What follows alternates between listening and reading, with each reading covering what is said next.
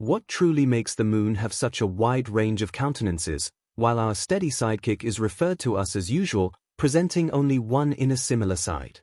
Its secret converse side has been accompanied by audacious hypotheses and theories since days of yore. However, presently, excitingly, scientists might have made an unequivocal leap forward in solving the enticing moon secret. On the grounds that, as we now know, the South Pole Aitken Basin conceals an amazing secret underground. According to this, a gigantic construction sleeps on the imperceptible side of the satellite, which, on the one hand, gives a profound insight into the violent past of the heavenly body. On the other, it could make sense of why the two parts of the moon differ so emphatically from one another. What today takes only a couple of clicks of the mouse was a perplexing problem for thousands of years. While we are presently in the comfortable place of being able to wonder about the farthest side of the moon from the comfort of our front room sofa, our predecessors had no chance of getting a brief look at the clouded side of our loyal sidekick. This is basically since the moon has a bound rotation, and subsequently, it always turns the same side toward us. Exhaustively, however, the divine body was not always so shy about its side. In fact, after its formation, the satellite might have rotated much faster before it was slowed down so much by the Earth's gravitational pull over the long haul that its rotational speed approached its orbital speed. Anyway, since observers from this far-off lunar period are in short supply, mankind needed to wait until October 7, 1959, before the Soviet rocket Luna 3 uncovered the baffling far side of the moon for the first time in history. 60 years later, Chang'e 4 was the first space probe to land on the clouded side of the moon.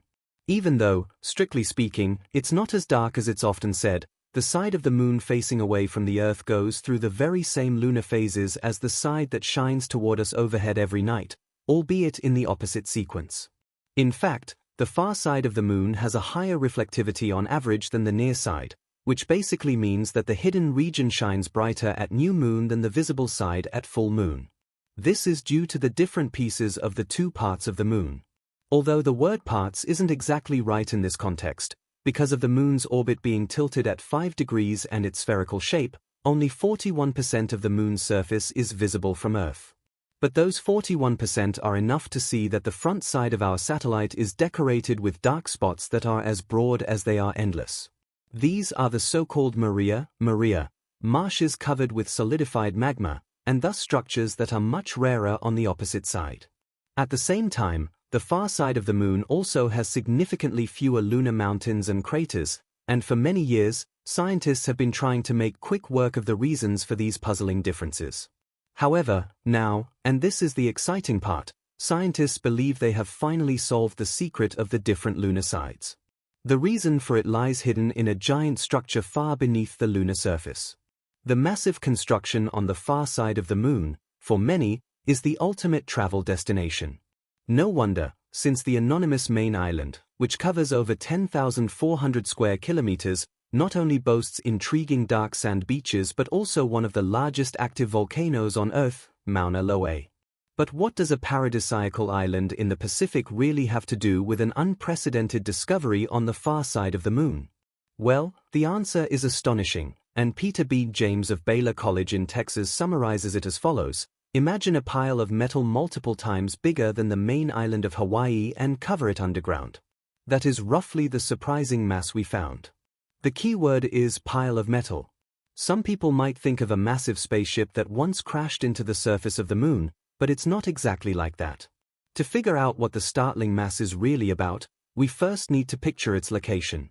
It isn't just any area, it's the South Pole Aitken Basin, and thus the largest preserved impact basin in the entire solar system. There is no doubt that this, with an incredible degree of something else than 2,000 kilometers, still demonstrates the veracity of a violent astronomical collision. Today, what is much more problematic, however, is the manner in which exactly the ruthless impact happened, an estimated 4.3 billion years ago, and what effects it had on the further development of the then still youthful moon. To draw nearer to addressing this astonishing secret and to investigate the nature of the subsurface at the south pole of the moon, in the same breath, Peter James' group analyzed data from the Gravity Recovery and Interior Laboratory (GRAIL) mission in September 2011. 2 space probes had set out for the moon to study its gravitational field and anomalies, and to provide important new insights into the interior structure of our satellite. The baseline is that the specialists combined the Grail data with those of the Lunar Reconnaissance Orbiter, LRO, which has been in operation since 2009 to map the entire lunar surface in high resolution. As mentioned, James' research team eventually identified a tremendous mass anomaly far beneath the South Pole Aitken Basin, and to make sure we are all on the same page, we are talking about a structure that reaches a depth of 200 kilometers. Sure. Here's the text with punctuation added. Gauges an incredible 2.8 by 18 quadrillion tons for correlation. The mass of the whole Earth's air is assessed at around 5.15 quadrillion tons. But what on earth is concealed in the undetectable universe of the Moon's surface?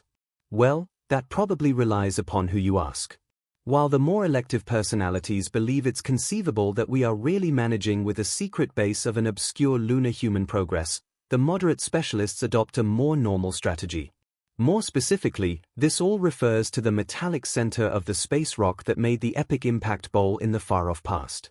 And this is in no way, shape, or form a dubious approach, but rather the consequence of a programmatic experience that showed that such an ion-nickel center could infiltrate deep into the Moon's upper mantle during an impact, yet without essentially sinking into the center of the heavenly body. In this context, the sheer weight of the space rock center could also pull the lower part of the hole nearly a kilometer more profound into the ground up to this point. So, conceivable. But then it should be noted right now that the specialists are also examining a second hypothesis in this respect. This depends less on a space rock center and favors a huge bunched gathering of thick oxides that once packaged at the Moon's south pole as the original magma sea-cooled and set. Have we solved the mystery of the Moon's halves of the globe? Future exploration should show which hypothesis is eventually right. Anyway, in the event that we are managing the artifact of an effect, it could also help us to figure out the confounding contrasts between the sides of the Moon, in addition to the unevenly distributed Maria. We now also know that the crust on the near side of the Moon is significantly more slender than that on the far side. At the same time, however, we also find a crust on the Earth-facing region that is enhanced with strangely high extents of radioactive thorium, potassium, phosphorus, and intriguing Earth elements.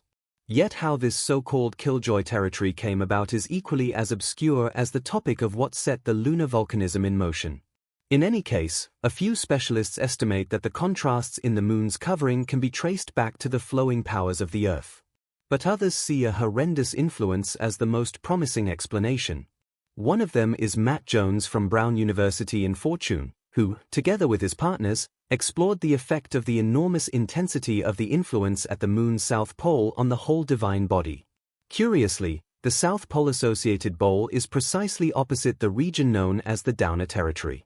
So, maybe we are dealing here with an occurrence that isn't exactly a fortuitous event at all. The resulting reproduction of the effect was based, in turn, on geophysical models of the early lunar interior. And it eventually uncovered something surprising. Yes, the impact could without a doubt have set off a thermal anomaly in the lunar mantle, which significantly impacted the development of the Moon's interior over countless years. The crash with the space rock, which was around 100 kilometers in size, led to an enormous intensity flood that spread through the Moon's interior to the opposite side. In doing so, it also impacted the region that is now known for its various Maria. Also, the Downer landscape. This interaction ensured that titanium-rich magma collections were moved to the side facing the Earth, like how a surfer is carried along by a wave. As indicated by the recreation, the intensity created and the resulting mantle convection were sufficient to make sense of both the unusual killjoy development and the basalt-rich rock of the Maria. Moreover, the impact at the Moon's south pole might have even triggered the volcanism and, hence, the formation of the Maria. In any case, the event apparently focused heat-producing components on the near side of the Moon. This connection of radioactive warming and increased mantle convection might have literally energized the upper mantle of the near side over millions of years. Subsequently, the hot magma had the opportunity to enter the surface in gigantic emissions. As indicated by specialists, the first emissions happened around 200 million years after the space rock impact. However, the most intense period of the Maria volcanism didn't follow until 300 to 500 million years later. The main point is that the South Pole-associated bowl and the nature of the Moon's front side are evidently directly connected. One of the greatest lunar mysteries of all time may finally be a thing of the past. And we hope that, in no time, tapping on that subscribe button will also finally be a relic of days gone by. Become part of our community now and at absolutely no point ever miss another video from us in the future. We'll see you soon. Hope this helps.